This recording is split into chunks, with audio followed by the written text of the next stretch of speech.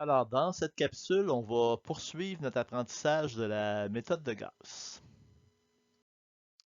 On a vu la dernière fois que quand on résout un système d'équations linéaires, il y a toujours trois issues possibles. On peut avoir une solution unique, on peut avoir aucune solution, ou encore avoir une infinité de solutions. La dernière fois, tous les systèmes qu'on a résolus avaient des solutions uniques. Aujourd'hui, on va ouvrir la porte à d'autres possibilités. Donc, on va sûrement rencontrer des systèmes où il n'y aura aucune solution ou encore où il y aura une infinité de solutions. Allons-y avec un exemple que vous allez trouver dans vos notes de cours, qui est l'exemple que vous avez à l'écran actuellement. Alors, on va résoudre cet exemple-là par la méthode de Gauss. Alors, premièrement, on va écrire la matrice augmentée, donc celle où on a la matrice des coefficients à gauche et la matrice des réponses à droite. Et on va résoudre le système comme on a vu la dernière fois, comme ici par exemple dans la première colonne, vu que j'ai un -1 en troisième ligne, j'aimerais bien l'envoyer en première ligne pour qu'il me serve de pivot. Alors, première opération que je vais effectuer, je vais permuter les lignes 1 et les lignes 3. Alors, ça me permet d'envoyer le -1 qui est en haut. Ensuite, ben, j'aimerais bien éliminer le 2 qui est dans la deuxième ligne ici. Alors, pour éliminer le 2, ben, ce que je vais faire, je vais modifier la ligne 2 en faisant ligne 2 plus 2 ligne 1. Alors, si je fais ligne 2 plus 2 ligne 1, ben, regardez bien ce que ça va me donner. Le 2 qui était en première position est devenu un 0. Le -1, je lui additionne 8, ça me donne 7. Le -3, je lui additionne 8, ça me donne 5. Et le -2, je lui additionne 2, ça va me donner 0. Ensuite, ben, j'aimerais bien éliminer le 3 qui est à cette position-là. Rappelez-vous, hein, on procède toujours colonne par colonne. Donc là, on est en train de régler le cas de la colonne 1.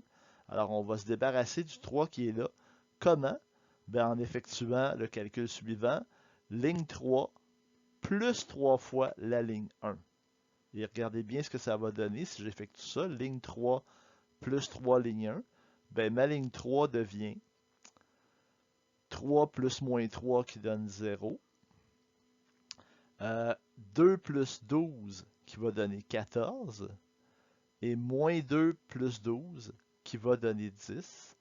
Et finalement, 5 plus 3 qui va donner 8. Alors, ma première colonne, ben, c'est réglé. J'ai un -1 en haut et je n'ai que des zéros en dessous. On va maintenant s'attaquer à la deuxième colonne. Ce serait bien d'éliminer le 14 qui est là. Alors, pour éliminer le 14 qui est là, ben, on pourrait faire ligne 3 plus 2 ligne 2. Alors, c'est ce qu'on va effectuer comme prochaine opération. On va faire ligne 3, j'ai dit plus, pardon, mais c'est -2 ligne 2. Donc, ligne 3 -2 ligne 2. Et là, regardez bien ce qu'on va obtenir. Donc, dans la troisième ligne, ben, 0 moins 0, ça donne 0. 14 moins 14, ça donne 0. 10 moins 10, ça donne 0. Et 8 moins 0, ça donne 8. Et là, je me retrouve avec une ligne qui est un peu bizarre. Cette dernière ligne-là ici, c'est comme si j'avais l'équation suivante. C'est comme si j'avais l'équation 0x plus 0y plus 0z égale 8. Et on sait que ça, c'est quelque chose qui n'a pas d'allure. On ne peut pas avoir des variables qui sont toutes multipliées par 0 et que le résultat final nous donne 8. On a à ce moment-là ce qu'on appelle une absurdité. Et quand on a une absurdité, ben, ça veut dire qu'on est face à un système qui n'a pas de solution. Si on regarde graphiquement à quoi ça correspond, ce système d'équations linéaires-là, ben, vous voyez, c'est un peu difficile à voir, mais on a trois plans. Et ces trois plans-là, ils n'ont pas un point d'intersection, hein. D'ailleurs, si vous regardez ici, là, dans l'espace qui est là, ben, vous voyez que les plans, ben, ils ne se rencontrent pas à en un point. Ils se rencontrent deux à deux, mais les trois ensemble ne sont jamais au même point simultanément. il y a comme une espèce de vide ici au milieu où est-ce que mon curseur est, qui fait en sorte qu'il n'y a pas de point d'intersection. Alors c'est pour ça que le système n'a pas de solution. Allons-y maintenant avec un autre exemple que vous avez toujours dans vos notes de cours. Alors, on va résoudre ce système d'équations linéaires-là en utilisant la méthode de Gauss. Alors, toujours la même stratégie. On part avec notre matrice augmentée. Et là, on a la chance d'avoir un 1 déjà en première ligne. Alors, on va pouvoir s'en servir pour éliminer le, le premier élément de la deuxième ligne et le premier élément de la troisième ligne. Alors, pour la prochaine transformation, je vous suggère de faire ligne 2 moins ligne 1. En effectuant ligne 2 moins ligne 1, ben, on va éliminer le 1 qui est là et ça va nous donner le résultat suivant. Donc, ligne 2 moins ligne 1, ça fait que la deuxième ligne devient la ligne 0, moins 2, 0, moins 2. Ensuite, j'aimerais bien éliminer le 1 qui est ici. Alors, pour l'éliminer, ben, je peux faire ligne 3 moins ligne 1. Comme je n'utilise pas une ligne qui a déjà été modifiée, ben, j'ai le droit de le faire dans la même matrice.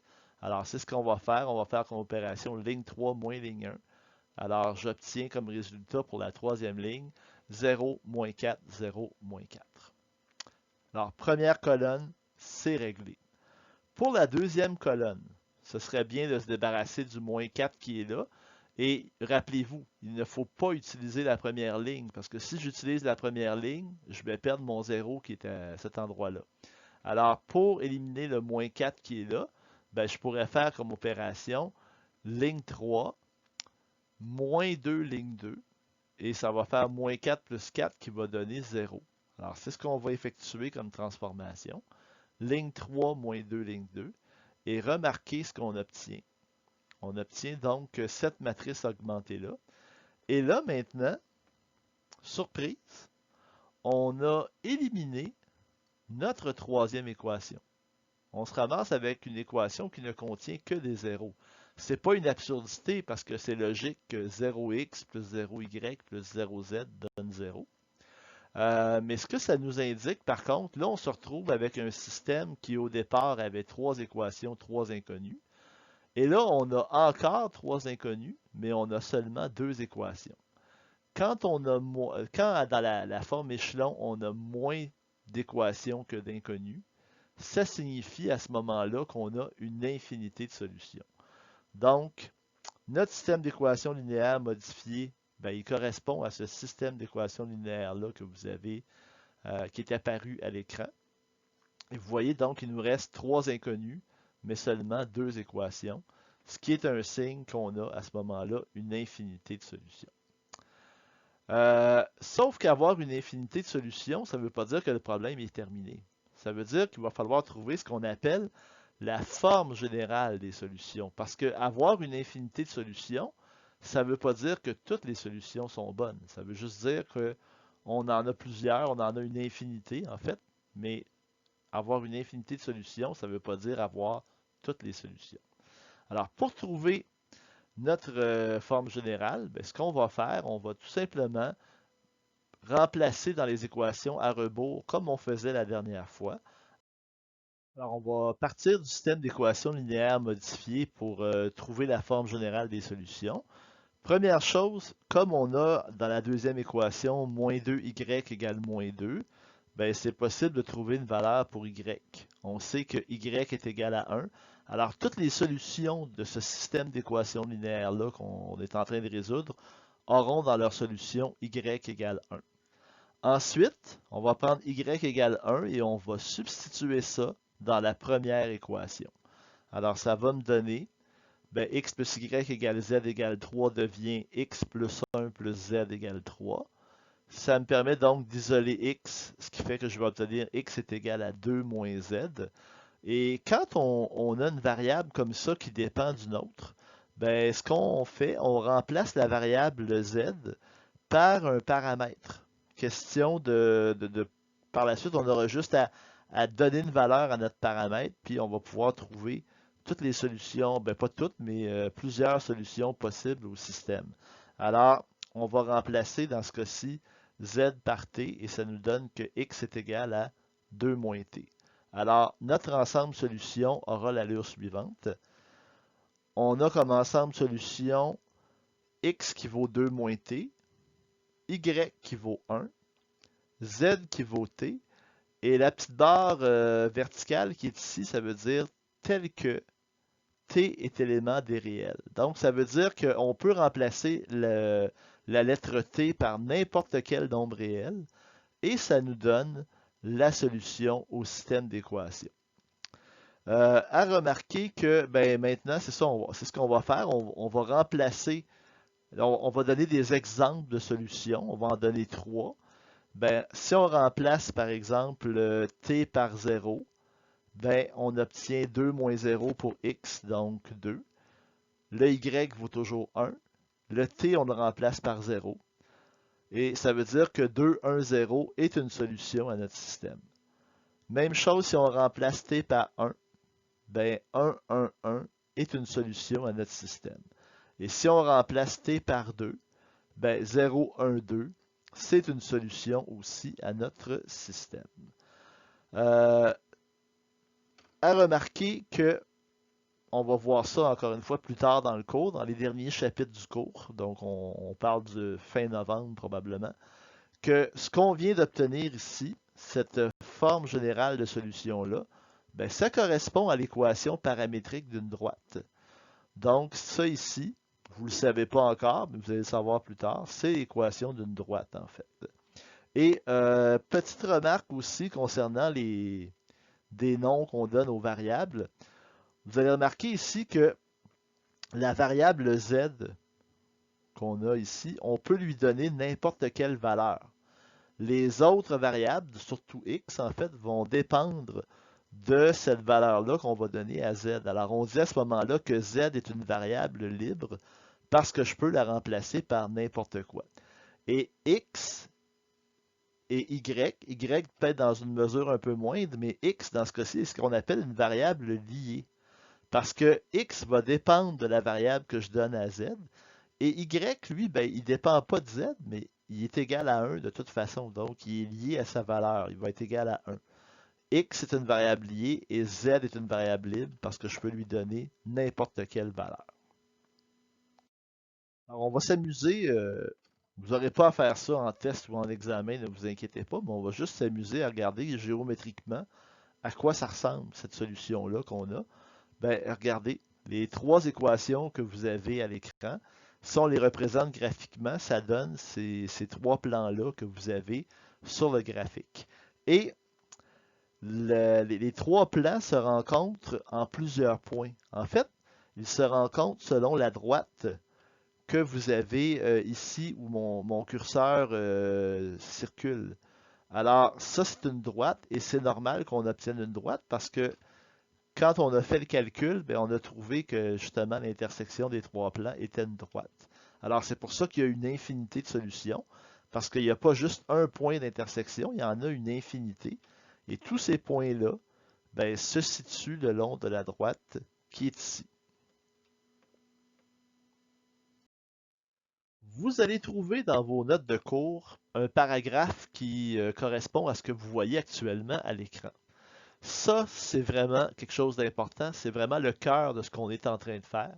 Ça nous indique comment déterminer si notre système a une solution unique, aucune solution ou une infinité de solutions. Si dans la matrice augmentée échelon, on a autant de lignes non nulles que d'inconnus. Donc, à la fin, il te reste 3 lignes, puis tu as 3 inconnus, ou il te reste 4 lignes, puis tu as 4 inconnus, ça veut dire que tu as une solution unique. Donc, quand il y a autant d'équations que d'inconnus, à la fin, il y a une solution unique. Si vous vous retrouvez dans la deuxième situation, où est-ce que vous avez une ligne avec des zéros du côté gauche et une constante non nulle, évidemment, du côté droit, vous avez à ce moment-là ce qu'on appelle une absurdité, comme 0x plus 0y plus 0z égale 8. C'est impossible, donc c'est une absurdité. À ce moment-là, ça veut dire qu'il n'y a pas de solution. Et finalement, si à la fin, dans la matrice échelon, vous avez moins de lignes non nulles que d'inconnues, et qu'il n'y a pas d'absurdité, Ben, ça veut dire à ce moment-là que vous avez une infinité de solutions, hein, parce qu'il vous reste moins d'équations que d'inconnus. Et quand vous avez une infinité de solutions, ben, vous devez trouver la forme générale de ces solutions-là.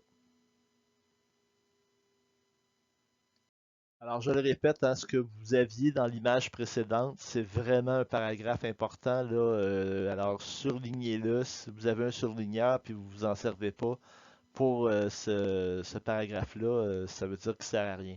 Alors, c'est vraiment important de noter ça. Et on va voir un exemple dans lequel on vous dit, ben, supposons qu'à la fin du problème, donc on a déjà modifié la matrice augmentée, on obtient le système d'équations linéaires modifié suivant, ben, donner la solution finale du problème. Alors, première chose, si on regarde à la fin, il nous reste seulement deux équations, mais on a quatre inconnus. On a x, y, z et w. Donc, quand j'ai moins d'équations que d'inconnus, ben, ça veut dire à ce moment-là qu'on peut conclure qu'il y a une infinité de solutions. Et ça veut dire qu'on va devoir trouver la forme générale. Pour trouver la forme générale, ben, on va y aller à rebours. On va commencer avec la deuxième équation et on va isoler dans cette équation-là la lettre z. Alors, comme j'ai z plus w égale 2, ben, j'isole z et ça va me donner z est égal à 2 moins w. Alors, tout de suite, on peut dire que w va être une variable libre et z va être une variable liée parce qu'elle est liée à w. Ensuite, on va prendre notre 2 moins w, puis on va le remplacer dans la première équation. Alors, si on fait ça, alors vous voyez donc, je remplace le z par 2 moins w, ben, mon équation devient x plus 2y plus 3 fois 2 moins w plus 4w égale à 5. Alors, si j'isole mon x là-dedans, ben, ça veut dire qu'il va me rester à la fin x est égal à moins 1, moins 2y, moins w. Alors, qu'est-ce que ça me permet de voir tout de suite? C'est que y et w seront des variables libres et que x est aussi une variable liée. Alors, on va procéder comme on a fait tout à l'heure. On va donner à w et y des paramètres. On va dire w est égal à t, y est égal à s. Et la solution qu'on obtient, ben notre x qui était moins 1, moins 2y, moins 2w, ben ça devient moins 1, moins 2s, moins t. Comme y est une variable libre qui est égale à s, ben on va remplacer ici par s. Z, c'était égal à 2 moins w et on a posé que w était égal à t. Alors ça devient z est égal à 2 moins t. Et finalement, mon w, ben, je l'ai posé comme étant égal à t. Ben, ça veut dire que j'ai t ici. Tel que s et t sont éléments des réels. En passant, dans la solution finale, il faut mettre les réponses dans le bon ordre, hein. On met toujours x, y, z. Dans ce cas-ci, on a w après, alors on met w, mais on respecte cet ordre-là, qui est l'ordre habituel. On y, on y va avec le dernier exemple pour cette capsule, où est-ce que vous avez le système d'équations linéaires suivant à résoudre, mais on constate rapidement on est face à une surprise. Dans la troisième équation, il y a une valeur k qui apparaît ici. Et c'est la première fois qu'on voit quelque chose comme ça. Et là, on nous demande de déterminer la valeur de k pour que le système d'équations linéaires ait une solution unique. Je vous rappelle que dans ce qu'on a vu précédemment, pour qu'un système d'équations linéaires ait une solution unique, il faut que le système ait autant d'équations que d'inconnus. Alors, comment on va résoudre un problème comme celui-là? Ben, on va utiliser la méthode de Gauss. On va réduire le système d'équations le plus qu'on peut. On va rendre la matrice échelon, la matrice augmentée échelon. Et à partir de là, ben, on va trouver la valeur de k qui va faire en sorte que notre système va avoir autant d'équations que d'inconnus. Alors, allons-y. Voici la matrice augmentée. Et on aimerait bien avoir que des zéros dans la première colonne, donc que le 5 devienne un 0 et que le 7 devienne un 0. On aimerait ça aussi éviter les fractions. parce que c'est quand même difficile parfois de travailler avec des fractions. Alors, ce qu'on peut faire pour éviter les fractions, on peut dire, bon, on va multiplier la ligne 2 par 3 et on va soustraire la ligne 1 multipliée par 5. Alors, la première transformation qu'on va faire, ce sera 3 ligne 2 moins 5 ligne 1. Quand on effectue cette transformation, ben voici l'effet que ça a sur la deuxième ligne. 3 fois 5, ça fait 15. 15 moins 15, 0. 3 fois 2, 6, plus 20, ça fait 26. Et 3 fois 16, plus 30, ça donne 78.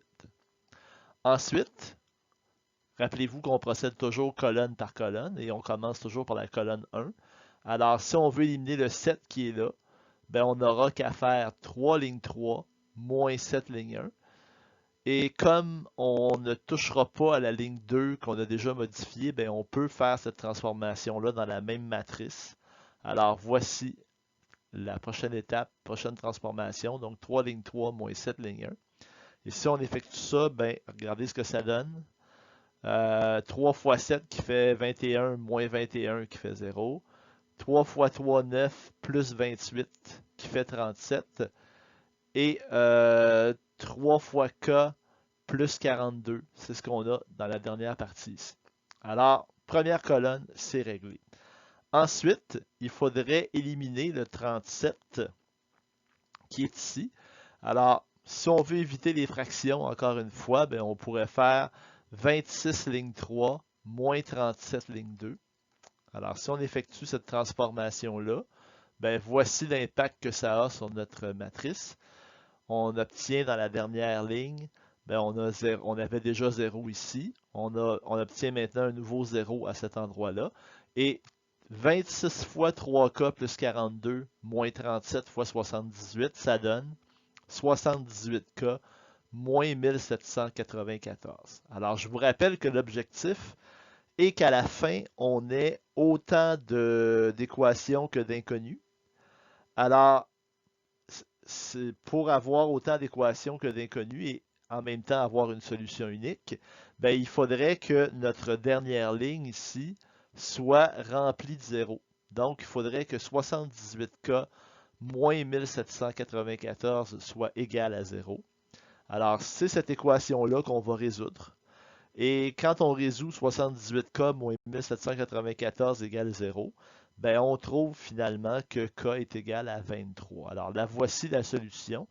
Pour que notre système ait une solution unique, on doit avoir une valeur de K égale à 23.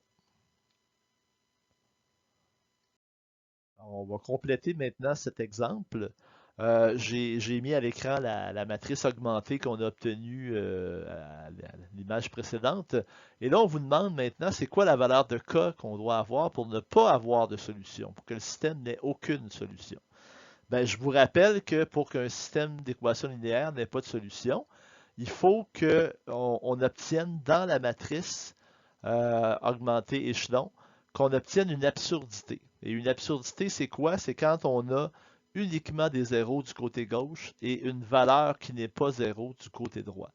Alors, pour avoir une absurdité, ben, il faudrait que 78K moins 1794 ne soit pas égal à 0. Alors, c'est ce qu'on va résoudre. Donc, pour que 78K moins 1794 ne soit pas égal à 0, ben, ça veut dire que 78K n'est pas égal à 1794. Et ça veut dire que K n'est pas égal à 1794 sur 78, c'est-à-dire 23. Alors, la solution pour ce problème-là, c'est qu'on peut avoir n'importe quel nombre réel sauf 23. Et à ce moment-là, notre système n'aura pas de solution. Dernière partie, on vous demande quelle est la valeur de K possible pour que le système ait une infinité de solutions. Ben, pour que notre système ait une infinité de solutions, il faudrait qu'on ait dans la matrice échelon moins d'équations que d'inconnus. Malheureusement, c'est impossible parce que si vous regardez ma forme échelon, ben, les deux lignes qui sont là disparaîtront pas. J'ai deux lignes, puis j'ai deux équations, puis j'ai deux inconnus. Ça, c'est dans le cas là, où j'ai le moins d'équations. Puis même si j'avais juste des zéros dans la dernière ligne, ben, ça me donnerait encore deux équations, deux inconnus.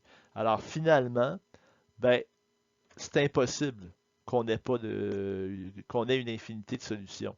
Parce qu'il faudrait avoir plus d'inconnus que d'équations. Et c'est pas le cas. Il nous reste deux équations, puis on a deux inconnus. Alors, voilà donc pour cette sous-question. Et ça termine donc la présentation d'aujourd'hui. Vous pourrez donc compléter les exercices de la page 88, numéro 4 à 7. On vous en avait donné quelques-uns à faire à la dernière capsule, mais là maintenant, vous pouvez compléter ces numéros-là. Et également, dans vos notes de cours, si vous regardez à la page 2.11, vous allez voir qu'il y a quelques exercices qui sont là. Donc, on vous demande également de les faire, donc de les compléter. Alors, merci de votre écoute et ça termine cette capsule.